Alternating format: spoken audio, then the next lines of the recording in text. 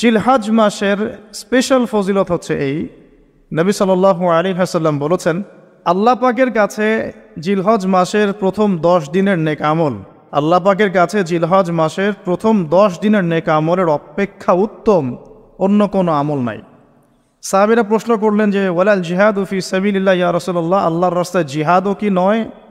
নবী সাল্লাল্লাহু আলাইহি ওয়াসাল্লাম বলছেন ওয়ালাল জিহাদু ফি সাবিলিল্লাহ, এমন কি আল্লাহর পথে জিহাদও নয়, তবে সেই ব্যক্তির কথা ভিন্ন যে ব্যক্তি তার মাল এবং তার নফস নিয়ে বের হয়ে গেছে কিন্তু এটা কোনো কিছু নিয়েই ফেরত আসে নাই, মানে সে শহীদ হয়ে গেছে, সেই ব্যক্তির কথা ভিন্ন। বাকি এই 10 দিনের নেকা আমল আল্লাহ পাকের কাছে অন্য সমস্ত নেকা আমল চাইতে শ্রেষ্ঠ এবং উত্তম। আল্লাহ পাক সূরা ফজরের মধ্যে এই 10 দিনের কথা বলেছেন, ওয়াল ফজরি মানে প্রভাতের কসম বা ফজরের কসম, ওয়া লায়ালিন আশর এবং 10 রাতের কসম। এই ওয়া লায়ালিন আশর 10 রাত বলতে মুফাসসিরিনে কেরাম এই জিলহজের প্রথম 10 দিনকে বোঝান, এই 10 রাতকে বোঝান। আবার সূরা ওয়াস সামাই যাতিল বুরুজ, আমরা সূরা বুরুজ পড়ি, ওয়াল ইয়াউমিল মাউউদ ওয়া শাহিদি ওয়া মাশহুদ, এখানে শাহিদ বলতে আরাফার দিনকে বোঝানো হয়, ওয়া মাশহুদ বলতে জুমার দিনকে বোঝানো হয়। তো এই আরাফার দিনও কিন্তু এই 10 দিনের মধ্যেই পড়ে গেছে। আরেকটা হাদিসে এসেছে যে এই 10 দিনের মধ্যে যে আরাফার দিনটা আছে, এই আরাফার দিন সম্পর্কে নবী সাল্লাল্লাহু আলাইহি ওয়াসাল্লামকে জিজ্ঞাসা করা হচ্ছে, ইয়া রাসূলুল্লাহ এই দিনের ফজিলত কি?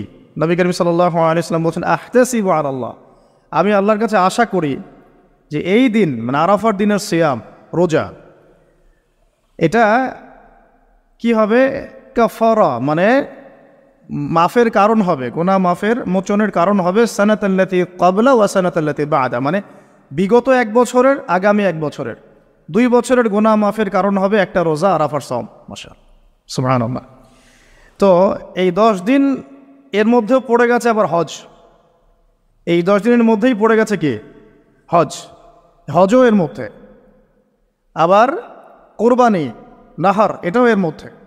তার মানে এমনি নর্মাল ইবাদত, নর্মাল বলতে আমরা গতানুগতিক যে ইবাদত করি, সালাত, সিয়াম, সাদাকা, হজ, আবার কোরবানি, আবার আরাফার দিন, সব কিছু মিলে এই 10 দিন বা 10 রাত একসাথে।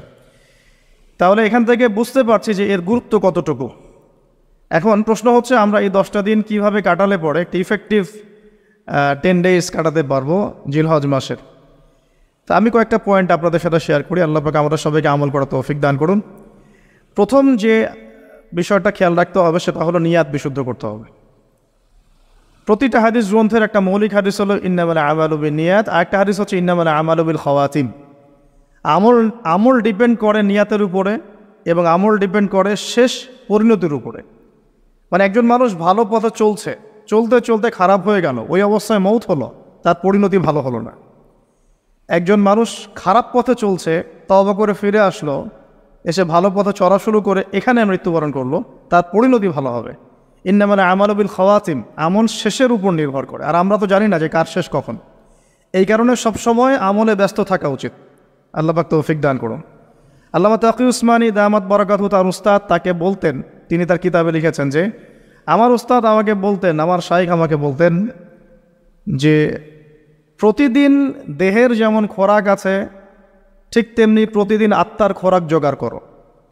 প্রতিদিন দেহের খোরাকের জন্য আমরা 5 বার 3 বার 4 বার খাওয়া দাওয়া করি, নাস্তা খাই, সব মিলে 4-5 বার খাওয়া দাওয়া করি, পানি পান করি, ভিটামিন নেই, প্রোটিন নেই, কার্বোহাইড্রেট নেই, মিনারেলস নেই, তাই না?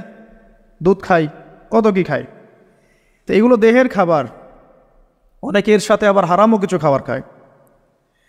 আর রুহের খাবার, প্রতিদিন রুহের খাবার জোগাড় করো। তিনি বলছেন এভাবে যে অন্তত একটা সময় নামাজের পরে, ফজরের পরে বা মাগরিবের পরে বা আসরের পরে কিছুক্ষণ ধীর স্থিরভাবে নীরবে বসে থাকো, আল্লাহর জিকির করতে থাকো, কোরআন তেলাওয়াত করতে থাকো, তাসবিহ তাহলিল করতে থাকো, আল্লাহর কাছে দোয়া করতে থাকো, হোক শেষ রাতে বা ফজরের পর বা মাগরিবের পর বা ইশার পর, আপনার সুবিধা মতো সময়।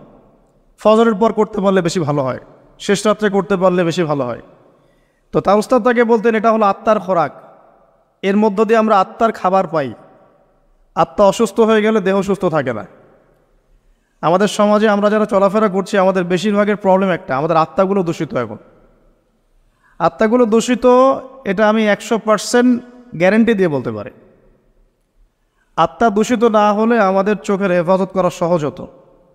আত্মা দূষিত না হলে আমাদেরকে সলাতে আসতে এত বেগ পেতে হতো না। আত্মা দূষিত না হলে সদাকা জাকাত দিতে মনের মধ্যে এত কণ্ঠতা, কি বলবো, এত মানে কনজাস্টেড ভাবনা চিন্তা আসতো না। আত্মা দূষিত না হলে কিন্তু আমরা আল্লাহ পাকের বিধান পালনে এত যুক্তি বিজ্ঞান দর্শন খুঁজতাম না। মানে আমাদের আত্মা কিন্তু অলরেডি করাপ্টেড। তো এটা নিজের বিবেকের সাথে প্রশ্ন করলেই পাওয়া যাবে আয়নার সামনে দাঁড়ালে। তো এই আত্মা এখন বিশুদ্ধ করার জন্য আল্লাহ পাকে মৌসুমগুলো দিয়েছে। এই 10 দিন আমরা প্রথম যে কাজটা করতে পারি সেটা হলো নিয়াতটা বিশুদ্ধ করা হয়, যে আমি প্রত্যেকটা কাজ আল্লাহ পাকের সন্তুষ্টির জন্য করছি। এর আগে যারা দিনের পথে চলেছেন, কাজ করেছেন, শ্রম দিয়েছেন, দায়ী ছিলেন, মুহাদ্দিস, মুফতি, মুজাহিদ তারা ছিলেন, তারা একটা বিষয় খুব খেয়াল রাখতেন। অনেকগুলো কিতাব পড়াশোনা করে এই জিনিসটা আমি পেয়েছি, অনেকগুলো কিতাবই আছে, যে তারা যে কোনো কাজ করার আগে একটু ধীরস্থিরভাবে বসতেন বা 1 মিনিট একটু চিন্তা করতেন, আগে নিয়াতটা খালাস করতেন, আমি এই কাজটা আল্লাহর জন্য করছি। আমরা ব্যস্ততার সাথে অনেক সময় চলাফেরা করে এই নিয়াতটা খালাস করার সময় পাই না। তো আগেকার যারা বড় বড় বুজুর্গ ছিলেন তারা নিয়াতটা আগে খালাস করে নিতেন, এই কাজটা আমি আল্লাহর জন্য করছি। তারপরে কথা বলা শুরু করতেন, তারপরে নামাজে দাঁড়াতেন, তারপরে সাদাকা করতেন, তারপরে দার্স দিতেন। মানে আগে একটু চুপ করে বসে থাকতেন যে আমি কাজটা আল্লাহর জন্য করছি। সো আমরা একটু এই যে 2-3 দিন হাতে আছে আমাদের, নিয়াতটা আগে বিশুদ্ধ করব, যে আমি যে আমলই করব সেটা নামাজ হোক, রোজা হোক, হজ হোক, জাকাত হোক, কোরবানি যাই হোক, শুধু আল্লাহর জন্য করব, শুধু আল্লাহর জন্য, শুধু আল্লাহর জন্য, শুধু আল্লাহকে রাজি খুশি করার জন্যেই সব করতে হবে। এটাই হলো আপনার বিশুদ্ধ নিয়াত। এরপরে এই 10 দিনের মূল কাজ হবে তওবা করা। এই 10 দিন বেশি বেশি আল্লাহর কাছে তওবা ইস্তেগফার করতে হবে, কারণ এই 10 দিনে হজ আছে। আর হজের সময় আরাফার মাঠে যে হাজিরা অবস্থান করেন, বলা হচ্ছে যে আরাফার মাঠে কোনো হাজি যদি 1 মিনিটও অবস্থান করে তার হজ হয়ে গেছে। এত গুরুত্বপূর্ণ। দেখেন, এখন যদি আরাফার মাঠে গিয়ে আমি 6 মাস বসে থাকি, ওই ফজিলত পাবো না যা ওই সময় পাবো। এটা আল্লাহর হুকুম, আল্লাহর হুকুমের এহমিয়ত এটা। এখন যদি আমি আপনি আরাফার মাঠে বসে থাকি সারাদিন সারা রাত, ওই ফজিলত পাবো না যেটা হজের সময় পাওয়া যাচ্ছে।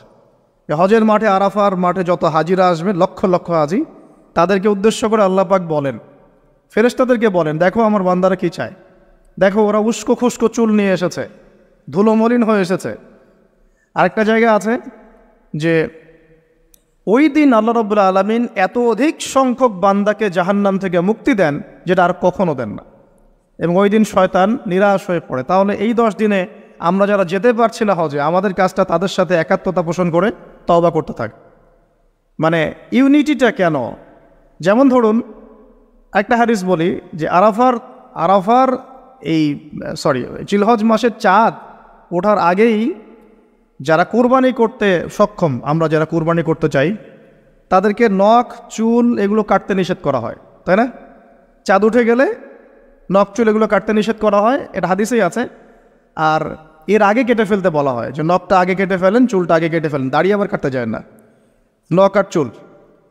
তাতে কি হবে, আমরাও একটা, ওই যে যারা আমরা মানে হজ করতে যেতে পারি নাই, তাদের সাথে আমাদের একটা একাত্মতা হলো। কিন্তু তারাও যেমন এগুলোকে স্যাক্রিফাইস করলেন, আমরা আমাদের জায়গা থেকে স্যাক্রিফাইস করলাম এবং এই নেকিটা পেলাম, একটা কোরবানি নেকি পেয়ে গেলাম ইনশাআল্লাহ। কিন্তু আমি কিন্তু ওখানে গিয়ে কোরবানি করতে পারি নাই, তাহলে সারা মুসলিম বিশ্বের সাথে একটা একাত্মতা পোষণ করা হলো, ইউনিটি দেখা হচ্ছে এখানে। তো এই জিনিসটাই ওখানে তারা তওবা করেন, আমরা এই সারা এই 10টা দিন 10টা রাত তওবা ইস্তেগফার করতে থাকবো। আল্লাহ পাক তৌফিক দান করেন। আমি কমপক্ষে দিনে 100 বার আস্তাগফিরুল্লাহ ওয়া আতুবু ইলাইহি এটা বলা উচিত। এরপর একটা বললাম নিয়াত, এরপরে তওবা। এরপরের কাজটা হচ্ছে, বলে ফেলেছি অলরেডি, যে আমাদের চুল নখ যেগুলো আছে এই 2-3 দিনের মধ্যে কেটে ফেলবেন। আগামী সোমবারে কিন্তু শুরু হচ্ছে আমাদের, তাই না? আগামী সোমবারে প্রথম জিলহজ শুরু হচ্ছে আর কি। তাহলে যদি সওম রাখতে চান তাহলে রবিবার রাতে সাহারি খেতে হবে। তো চুল নখ এগুলো যা যা আছে অন্য জায়গার পশম, এগুলো উঠিয়ে ফেলতে হবে, কামিয়ে ফেলতে হবে। ইনশাআল্লাহ একটা কুরবানি নেকি পাওয়া যাবে ইনশাআল্লাহ, অল্প একটু আমল করবে। আর 4 নম্বর কাজটা হচ্ছে, এই 10টা দিন একটা ট্রেনিং সেশনের মতো নিয়ে নেই, 10 দিন 5 ওয়াক্ত নামাজটা জামাতে পড়ার চেষ্টা করি ইনশাআল্লাহ। আর যদি কোনো কারণে মিস হয়েও যায়, বাসায় টাইম টু দ্য টাইম পড়তে, অন দ্য টাইম পড়তে হবে, একদম টাইমের মধ্যে, ওয়াক্তের মধ্যে। কোনো কারণে মিস হতে পারে, স্বাভাবিক, মানুষ বিভিন্ন সফরে থাকতে পারেন, প্রতিবন্ধকতা থাকতে পারে, কিন্তু বাসায় পড়লেও ওয়াক্ত মতো পড়ে ফেলতে হবে। মানে এই 10 দিন ট্রেনিং হবে নামাজের, কারণ এই 10 দিনের যে আমলগুলো, এর মধ্যে কিন্তু নামাজ অন্যতম একটা গুরুত্বপূর্ণ আমল। দেখুন, যার নামাজ নাই তার কিন্তু ইসলাম নাই, বাকি আমল অনেক পরের কথা। যার নামাজ নাই তার সাথে ইসলামের কোনো সম্পর্ক নাই। মান তারাকা সালাতান মুতাআম্মিদান ফাকাদ কাফার, কেউ যদি ইচ্ছাকৃতভাবে তার উপর অর্পিত ফরজ নামাজকে ছেড়ে দেয়, সে কাফের হয়ে গেল। এটাই সবচেয়ে স্ট্রং ফতোয়া, সবচেয়ে মানে সহজ এবং নরম ফতোয়া দিয়েছেন ইমামে আজম আবু হানিফা রাহিমাহুল্লাহ। তার ফতোয়া সবচেয়ে নরম, বাকিদের আরও অনেক কঠিন। তিনি বলেছেন যে তাকে 3 দিন বা 7 দিন জেলখানায় বন্দি করে রাখতে হবে। যতক্ষণ পর্যন্ত না সে তওবা করে ততক্ষণ জেলখানায় থাকবে। তাকে প্রথমে 3 দিন 7 দিন সময় দিবে, তওবা করে ফিরে আসে কিনা। তওবা করে ফিরে না আসলে ওকে ওখানে রেখে দিবে, তওবা করে ফিরে আসলে ছেড়ে দাও। এ নরম ফতোয়া না এটা। অন্য ইমামদের ফতোয়া হচ্ছে ফাকাদ কাফার, সে ব্যক্তি কুফরি করেছে। এখন 10 দিনের অনেক আমলের কথা আমরা বলবো হয়তো বা সামনে, কিন্তু মূল আমলটা কি ভাই?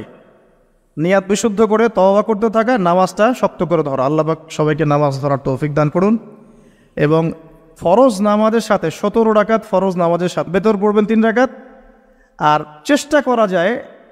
চেষ্টা করবেন যে 12 রাকাত এক্সট্রা নামাজ পড়ার জন্য। 12 রাকাত এক্সট্রা নামাজ মানে ফজরের আগে 2, জোহরের আগে 4 এবং পরে 2, মাগরিবের পরে 2, এশার পরে 2। এই যে 12, এটা যে ব্যক্তি পড়বে তার জন্য জান্নাতে একটা করে ঘর তৈরি করা হয়।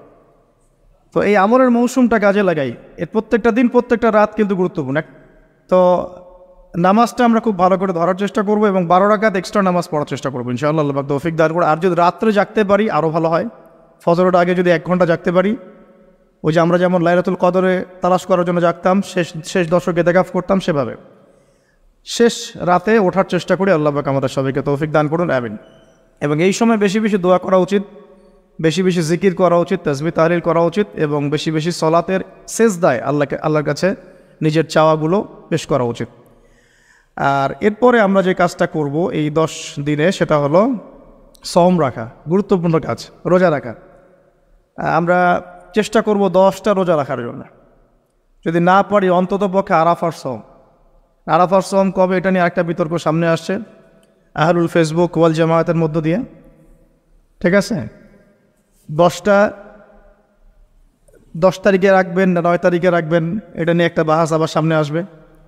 তা আমি আমার পক্ষ থেকে আপনাদেরকে একটা সলিউশন দেই যে আরাফার সওম 9 তারিখ। ঠিক আছে, আরাফার মাঠে যেদিন হাজিরা থাকবেন।